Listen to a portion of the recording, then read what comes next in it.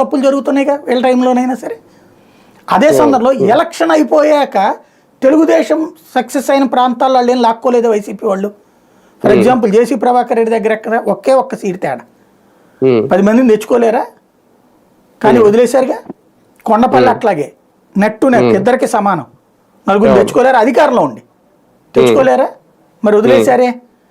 అట్లాగే ఇంకొకటి కూడా మొత్తం అప్పుడు 8 ఏమో గెలిచారు మున్సిపాలిటీలు. కానీ మున్సిపాలిటీల్లో కార్పొరేషన్స్లో వల్ల కాలేదు, జిల్లా పరిషత్తులో వల్ల కాలేదు.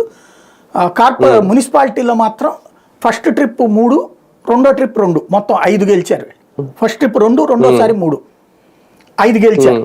ఈ 5 తెచ్చుకోలేదా వీళ్ళు? ప్రకాశం జిల్లాలో కూడా వచ్చింది కదా అప్పుడు. ఎందుకని లాక్కోలేదు వైసీపీ అంటే అక్కడ వాళ్ళు ఇది పాటించారుగా, ఆ విషయంలో నైతికత పాటించారుగా. ఎలక్షన్ ముందు తిప్పలు పడ్డారు, ఎవరు తిప్పలాళ్ళు కొట్టుకున్నారా తిట్టుకున్నారా అవన్నీ.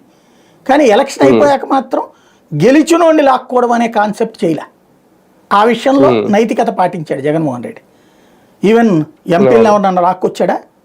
అదే అంతకుముందు అయితే తెలుగుదేశం పార్టీ వైసీపీ వాళ్ళని ఎంపీలు కూడా పట్టుకుపోయింది, 4 ఎంపీలని, 23 మంది ఎమ్మెల్యేలు పట్టుకుపోయింది కదా. ఇక ఇప్పుడు రాజ్యసభ అంటే సరే పద్ధతి, రాజీనామా చేయించి తీసుకున్నారు, తప్పులేదు, నేను దాన్ని ఒప్పుకుంటా, రాజీనామా చేయించి తీసుకోవడం అన్నట్టు. అంతకుముందు రాజీనామాలు చేయించలేదు.